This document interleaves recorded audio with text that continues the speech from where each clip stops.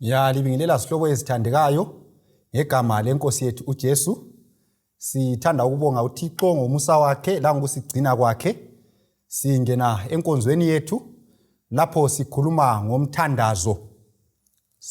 ngomthandazo. Sizafunda eBhayibhelini encwadini kaDaniel. Daniel ngu9 ivesi ngu20 sisiya ku23.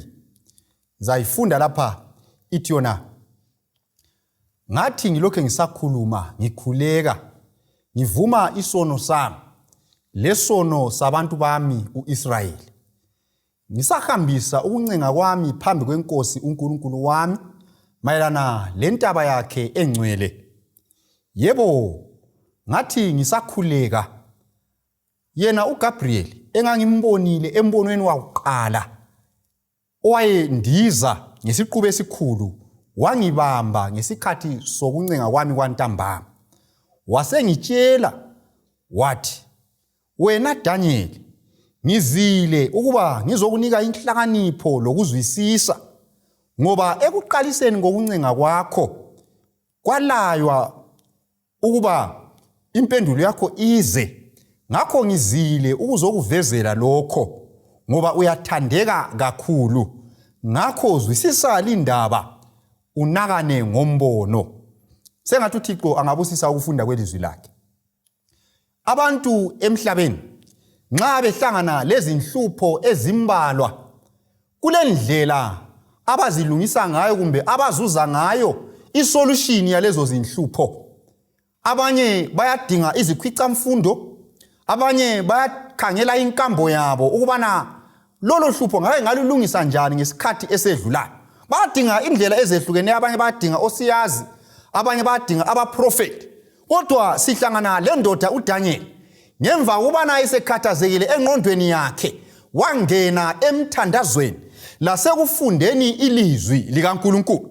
Sahluko sika Daniel chapter 9 siyaveza isibonelo esihle esokubana uqonde ngaphi nxa sukhathazekile. Kumele wenzeni nxa sukhathazekile? Kumele ubuze kubani nxa ulohlupho? Lesi sahluko siyaveza ubani uDaniel wenzani elohlupho. Wafunda iBhayibheli, wakhuleka, wavuma izono zabantu bakibo, wakhulekela ukuvuselelwa kweJerusalema, ukwakhiwa kakutsha kweJerusalema. Bese kuvezwa ukubana esekhulekile, inkosi kayithulanga, inkosi yaphendula umthandazo kaDaniel ngokuthumela uGabriel, ubani uGabriel azoveza imfihlakalo uDaniel ayekhuleka ngayo. Sasukho sika Daniel chapter 9 sibona ukubana isehlakalo lesi senzakala ngesikhathi kubusa amaMede lamaPersia, yibo ababebusa. uDaniel ke kusukela kuDaniel chapter 8 verse 14 lapho wakhulunywa khona nge-2300 days ezokuhlanjululwa kwendlu engcwele. Sithola ukuthi kwahlala iminyaka engafika phose 10 kusiya ku13 phakathi kukaDaniel chapter 8 verse 14 lo Daniel chapter 9. Sithola ukuthi uDaniel ngeminyaka le ngu10 kusiya ku13 wayelokho enakana ekhuleka efisa ukuthi azwisise uDaniel chapter 8 verse 14. Wayecela inhlakanipho 10 to 13 years ekhuleka, ebekezela, ezila ukudla, ecela inhlakanipho kuJehova ukubana azwisise ngalesi siprofeti. uDaniel ukubekezela lokuthandaza kuyinsakavukele yakhe kumbe kulisiko lakhe, ngoba ungafunda phakathi kukaDaniel chapter 7 lo chapter 8 kuleminyaka engafika phose 2 ukwehlukana kwalezi zahluko. uDaniel wakhuleka futhi efisa ukuthi azwisise uchapter 7 ikakhulu uphondo oluncane, wathandaza, wafunda iBhayibheli ukubana azwisise ngophondo oluncane, ebekezela, ezila ukudla. Phakathi kuchapter 8 verse 14 lo chapter 9 echasiselwa i-2300 day prophecy kuchapter 9, wayesebekezele okweminyaka engu10 kusiya ku13 ekhuleka etaditsha ilizwi likaNkulunkulu. Umbuzo khona ukuthi kambe wena lami siyabekezela yini emthandazweni nxa kulento esingayizwisisiyo kumbe kuseBhayibhelini kumbe kusempilweni sizimisele yini ukubekezela okwesikhathi eside sithandaza sizila ukudla sifunda iBhayibheli sibuza ngentando kaThixo ubekezela okunganani emthandazweni uphikelela okunganani emthandazweni uDaniel waphikelela for about 10 to 13 years efisa ukuzwisisa indaba ye 2300 days kazangadele wabekezela ethandaza ezila ukudla kwesinye isikhathi kulezi thembiso zikaNkulunkulu okubonakala sengathi ziyaphuza abaningi bethu siyakhalala sifulathele sibone sengathi uJehova uthule sibone sengathi uJehova kakho kodwa indaba kaDaniel isibonelo esihle sokubekezela emthandazweni sokuphikelela emthandazweni iyo indaba esikhuluma ngayo ubekezela okunganani emthandazweni uDaniel wayekhuleka ehlanganisa ukuthandaza kwakhe lokuzila ukudla ngoba kulezi khathi lapho uJehova akhangelela ukuthi sizile ukudla khona ukuzila ukudla kuyancedisa ukuthi ingqondo yomuntu ibe le focus ibe le njongo ngoba engqondweni yomuntu lapha nxa ingqondo yomuntu lokho umuntu elokho esidla ngokuphela engatholi amathuba kumbe elokho esenza izinto ajayele ukuzenza ngoba ukuzila kwesinye isikhathi akusokudla kodwa kuyagoqela ukuyekela izinto engijayele ukuthi ngizenze ezingangiphambanisa kumbe ezingafaka inkungu engqondweni yami ukuba ngingazwisisi ilizwi likaThixo sokuma ukudla lokuma ukwenza izinto engizijayeleyo kwenza ukuthi frontal lobe yomuntu eyiyo esebenzayo ekuzwisiseni intando kaThixo kwenza ukuthi frontal lobe ingabi lenkungu izwisise ngcono intando kaThixo yikho uDaniel wayeqhakathekisa ukuzila empilweni yakhe ukuzila kuyancedisa ukuthi ingqondo yomuntu ibe alert ingqondo yomuntu ibe bukhali izwisise ngcono intando kaThixo uDaniel ke ungafunda kuvesi ngo2 lo 3 ka chapter 9 uDaniel wafunda ngokubana amaJuda kwakumele bahlale 70 years eBabylon wakufunda futhi lokhu Jeremiah 25 ivesi ngo8 usiya ku12 la ku Jeremiah 29 ivesi ngo10 usiya ku14 so uDaniel esebone lokho wananzelela ukuthi ngesikhathi samaMede lamaPersians i70 years zase zichayile kwasokumele ukuthi ngabe abantwana bakwaIsrael sebebuyelile eJerusalem ngabe isikhathi sokuthunja kwabo sesedlule ngoba i70 years zase zichayile kasakuzwisisanga uDaniel ukuqaliseni ngoba wezwa kuthiwa unto 2300 days then shall the sanctuary be cleansed wasecabangela ukuthi ngenxa yezono zabantu bakibo mhlawumbe uThixo sengezelele phezulu kweminyaka engu70 sengezelele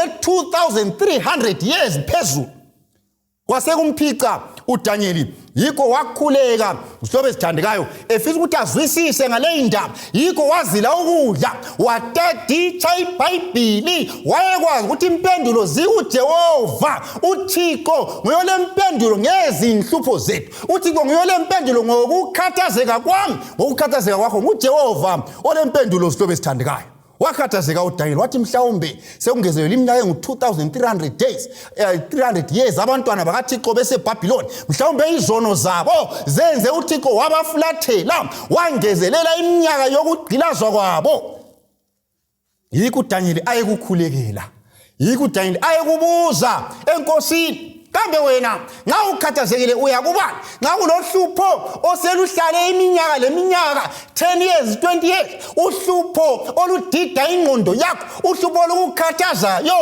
udinga impendulo kubani uqonda kubani konda kubani sihlobo esithandekayo abanye bayadinga abaprofeti abanye bayadinga amadlozi abanye bayakhangela Israyeli abanye bayadinga otsikamtanda bayadinga izinto ezinenginengi bayadinga abantu abanye bayadinga izikhwicamfundo okuthiwa ngama-experts abanye bayadinga ama-scientists abanye bayadinga abangane uThixo uba ngokuqina engqondweni zabo Wangokuqina uThixo wena udinga kubani sihlobo sami esithandekayo usizo uludinga kubani kodwa uDaniel imali bonke igama lenkosi ngoba ukhetha ukuthandaza ukhetha ukutadicha iBhayibheli ngoba esazi ukuthi eBhayibhelini yikho lapho kulempendulo zakhe khona Njengoba ngithilo ukuthi uDaniel kuyimvama yakhe ukubana nxa wayelohlupho wayebuza kuJehova wayethandaza ezila ukudla esenzela ukuthi umkhumbulo wakhe ube bukhali enelisa ukuthi azwise ngcono intando kaThixo. Ungafunda futhi kuDaniel chapter 10 uDaniel simthola ezile ukudla futhi for 21 days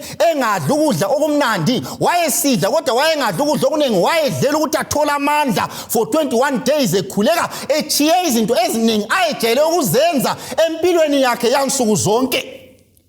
Wayezilile ku chapter 10 ngoba inengi laba Israel lali lokho liseBabylon lokho ligqilaziwe i70 years zona seziphelile. uSathane wayelokho evimba esilwa. uDaniel wathi indaba leyi isidinga umthandazo, indaba leyi isidinga ukubana ngizile ukudla ukuze ngizwe uThixo ekhulumisana nami ngcono. Sokumele ke ngiyekele izinto engijwayele ukuzenza, sokumele ke ngithatha amathuba ke ngisuke ebantwini ke ngizifihle ngithandaze ngifunde ilizwi likaThixo ngizwe ukubana uThixo uthini. Hlobo esithandekayo, uzila ukudla kuyasiza ubana umuntu azwise ngcono impikazi phakathi kokuhle lokulungileyo, impikazi phakathi kukaJesu loSathane. Yikho ungafunda kuMateyu chapter 17 usukela la ku verse 1 usehla uJesu esehla entabeni wathola abanye abafundi bakhe bekhulekela idimoni besehlule ulikhupha walikhupha yena uJesu. Babuza ukuthi kathi indaba sehle ulikhupha, wathi leli idimoni kaliphumi ngaphandle ubana kuthandazwe kuzilwe ukudla. Wabatshela uJesu, hlobo esithandekayo, ukuzila ukudla kuyasincedisa ukubana sizwe ngcono uThixo ekhulumisana lathi. Kuyasincedisa lokho. Ungafunda kugwalo okuthiwa nguTestimonies volume 2 page 650 ithi yona difficult points of present truth have been reached by the earnest efforts of a few who were devoted to the work. Fasting and fervent prayer to God have moved the Lord to unlock his treasuries of truth to their understanding. Itshona lapha kulezinye izinto ezinzima ukuzwisisa eBhayibhelini ezamaqiniso akulesi sikhathi. Kuthiwa lezo zinto zizwisisekile ngenxa yokukhuthala lokuzinikela kwabalutshwana abazinikelileyo emsebenzini kaThixo ngokuzila ukudla la ngokuthandaza okuqotho. uThixo uthintekile ukubana athukulule ingcebo yamaqiniso ezulu ukubana labo bantu bazwisise. Hlobo esithandekayo, ukubana sizwisise ezinye izinto ezijule eBhayibhelini kumele sisebenze ngobuqotho, sikhuleke ngobuqotho, sizile ukudla ukuze uThixo abone ukuzinikela kwethu abese sihawukela ngomusa wakhe asivezele amaqiniso ajulileyo. Ovula indlela hlobo esithandekayo bazila bezilela lezi zinto, bekhuleka lezi zinto, babechitha ubusuku bengalali betaditsha lezi zinto. Bethatshela izinto. Kuyadingeka ukuthi ibandla lamhlanje wena lami izinto lezi kumele sizikhulekele sizilele ukudla. Ezikhathini eziningi nxa singazwisisi iBhayibheli siyakhalala siyekele ngemva kwamahora amalutshwana awokudingisisa lokubala siyayekela. Kodwa ovula indlela bachitha ubusuku lobusuku iminyaka leminyaka betaditsha bekhuleka bezile ukudla. Kambe wena wenzani? Nxa kulento ongayizwisisiyo wenzani? Nxa kuleqiniso ongalizwisisiyo wenzani? Nxa kulodaba ongaluzwisisiyo eBhayibhelini uyathatha yini amathuba okuzila ukudla uchitha ubusuku utaditsha ucela umusa kaThixo lenhlakanipho kaMoya Ingcwele ubana akuchasisele?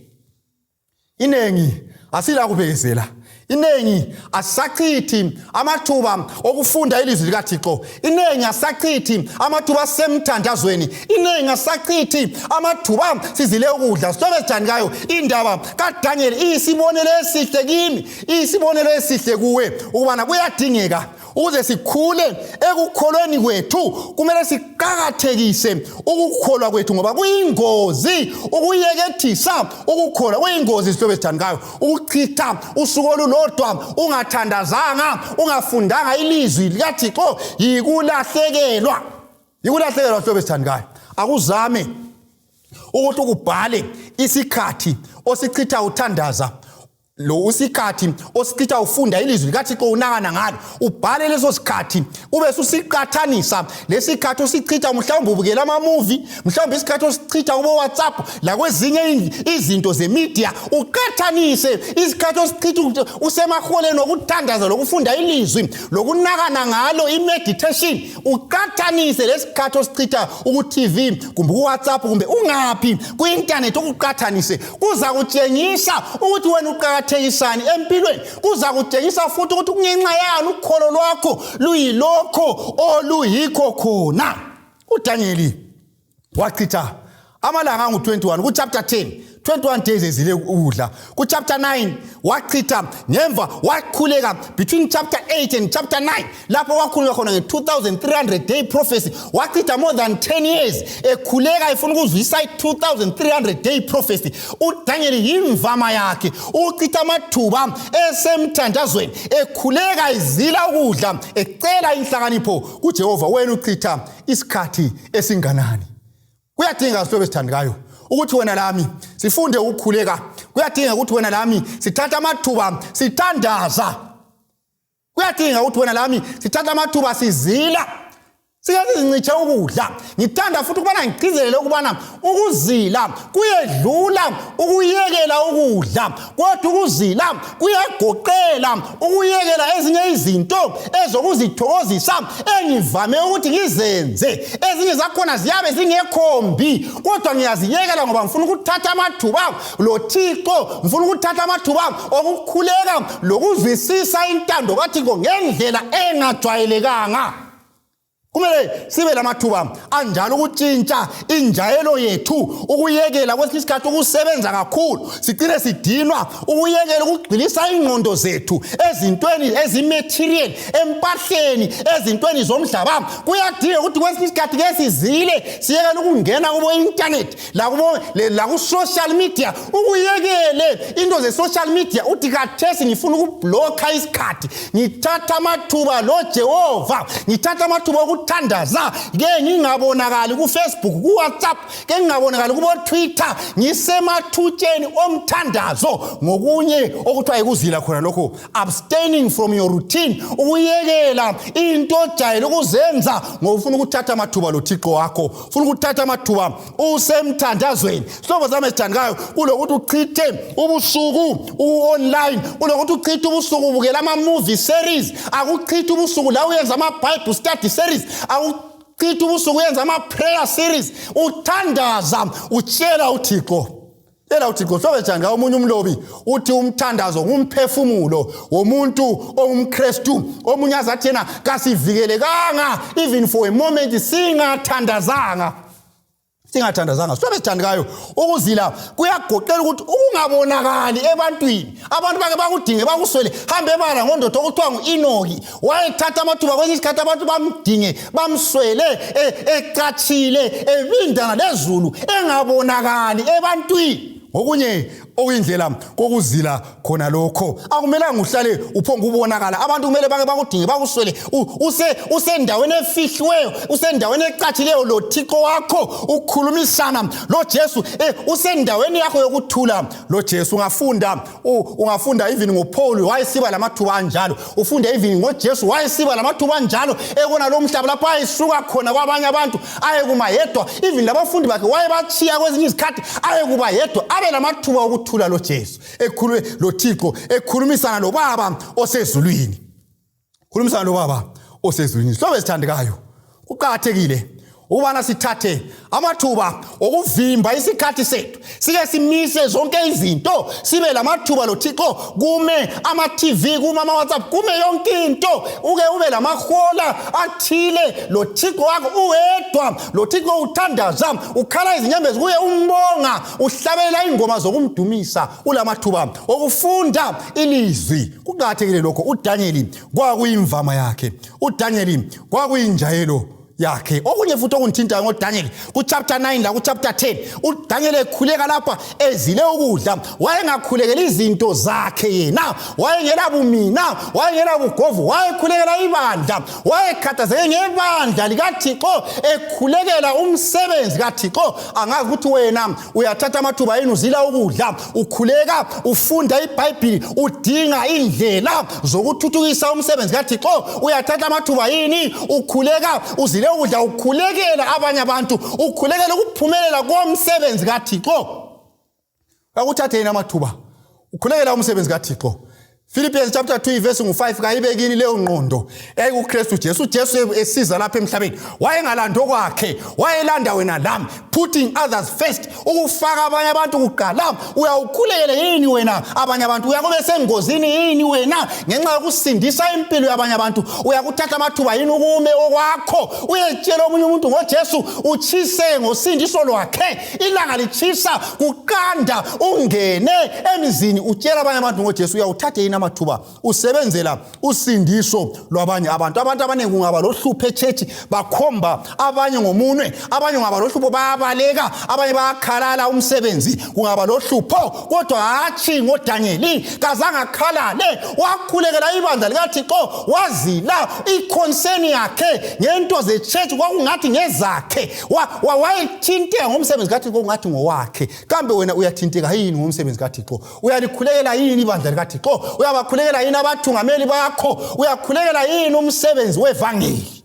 Uyathinteka yini? Kumbe ucela okwakho kuphela sihlobo sami esithandekayo? Okunye futhi okungithinta ngoDaniel chapter 9 iverse 4 siya ku14, uDaniel ekuthandazeni kwakhe uyavuma izono. Ngokumthandazo ungenqatshelwa yikungavumi izono. uDaniel uyavuma ukuthi abantu bakhe bahlubukile kuJehova, bathe bathuka abaprofeti, baphikisana labaprofeti, bala lokuvuma izono zabo, baphikisana leqiniso. Futhi uDaniel nxa evuma izono zabantu bakibo uyazigoqela laye phakathi kwabo, ngathi bonile uthi sonile, lanxa yena kungakhulunywa ngesono asenza eBhayibhelini. iBhayibheli alisitsheli ngesono esenziwa nguDaniel, kodwa uDaniel uyananzelela uRomans 3 verse 23, ngoba bonke bonile. Uyananzelela ukuthi sonke sonile sidinga umusa kaThixo. Ungabona umuntu ezikhukhumeza ezenza inolungileyo kulabanye, kuyisibonakaliso, yisayini yokuthi ukhathana loThixo. Kodwa umuntu oseduze loThixo nxa eqhathanisa okwakhe ukulunga loJesu,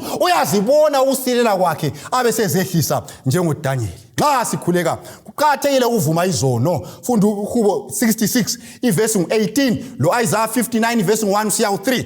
Izono zethu zingenqabela ukuphendulwa kwemthandazo yethu sihlobo esithandekayo. uDaniel nxa ekhuleka uyaphakamisa ibizo likaThixo, uyaphakamisa ubukhulu bukaThixo. Uyakwazi ukuthi uJehova ulamandla okuphendula imthandazo. Uyakwazi yikho esithi uJehova kaphendula umthandazo ngenxa yegama lakhe, ngenxa yomsebenzi wakhe sihlobo esithandekayo. Malibongo igama lenkosi, ngoba uThixo angabizwa uyasabela, uThixo kungakhulekwa kuye uyaphendula. Uyathunyelwa uGabriel atshela uDaniel ubana sengizile ukuthi ngizokuchasisela. Kwesinye isikhathi sihlobo esithandekayo imthandazo kaThixo iyabuya khonapho immediately. Kwesinye isikhathi imthandazo yethu iyaphendulwa ngendlela esingayikhangelelanga. Hambe efunda ngempilo kaJobe, kwesinye isikhathi uThixo uyaphendula umthandazo hatshi ngokususa uhlupho, kodwa uyaphendula umthandazo ngokuvumela uhlupho abesekupha amandla okumelana lo. Kwesinye isikhathi umthandazo wethu siyacela okunye, uThixo asiphendule ngokusipha okunye abona kusifanele. Hamba ku 2 Corinthians chapter 12 uyefunda ngendaba kaPaul eyameva enyameni. Kwesinye isikhathi umthandazo wethu siyacela okuncane, uThixo asiphendule ngokusipha okukhulu. uMoses wakhalela ukungena kuKhenani yasemhlabeni, uThixo wamvumela wafa, wasemvusa wamusa uKhenani yasezulwini engela kufa engela mkhuhlane. So nxa ukhuleka uThixo uyaphendula. Wamphendula uDaniel chapter 9 iverse 22 siya ku22, uverse 23 uthi Daniel umthandazo wakho uphendulwe ngoba uyathandeka ezulwini. Ngithanda ukuthi ubekwazi isihlobo sami, nxa ukhuleka kuloThixo okuthandayo, nxa uzinikela kuye kuloThixo okuthandayo. uThixo uthanda uDaniel, uyangithanda mina, uyakuthanda wena, uyalalela imithandazo yakho, uyezwa ukukhuleka kwakho, ulomusa, uyaphendula uJehova. Ngakho ungayekeli ukukhuleka, qina emthandazweni, thatha amathuba uthandaze, thatha amathuba uzile ukudla, ufunda ilizwi likaThixo. Phela ukuzila okuqotho kumele kuhambe lokutaditsha iBhayibheli, lokuzidela, lokufaka indiyeko zabanye abantu kuqala. Lokho zami esithandekayo, uThixo ukhangelela ukuthi wena ukhuleke. Khalela uthi mina ngikhuleke, kudinga ubana uthatha amathuba okukhuleka, ukubloke isikhathi sakho, ube lamathuba okuthandaza, ufunda ilizwi likaThixo, uzila ukudla. uThixo engabona ukuzinikela kwakho uyakuhawukela ngomusa wakhe. Angazi ukuthi ukhulekileni izihlobo esithandekayo okwesikhathi eside, kodwa engikutshela khona ukuthi bekezela. Inkosi ayiphuzi, iphendula ngesikhathi esifaneleyo, iyakupha futhi okufaneleyo, ngoba ikusasa uyayazi, thina kasiyazi. Ikusasa uyayazi, konke kusebenzela ebuhleni kulabo abayithandayo inkosi, ababizwe ngocebo lawo. Bekezela uqinisele emthandazweni. Nxa kuyisifiso sakho ukubana ubekezele uqinisele emthandazweni, khothamisa amakhanda ukhuleke lami. Baba osezulwini, siyakubonga Nkosi ngomusa lothando lwakho, ubana uNkulunkulu ophendula imithandazo. Sifundise ukukhuleka Baba, sifundise ukuzila okuqondileyo, sifundise ukutaditsha ilizwi lakho, sichithe amahola, sibloke izikhathi zethu ezibhizi kangaka, sizuza amathuba okuba bhizi sikhuluma lawe, okuba bhizi silesikhathi lawe. Bese ngicela ukuthi uzwe ukukhuleka kwethu njengabantu abakho. Zwana imithandazo yabantu bakho, eminye sithethe izikhathi ezide kukhulekwa. Ngicela ukuthi wena ukhumbule imithandazo yethu, khumbule uphendule ngenxa yomusa wakho. NgoJesu siyakhuleka, amen.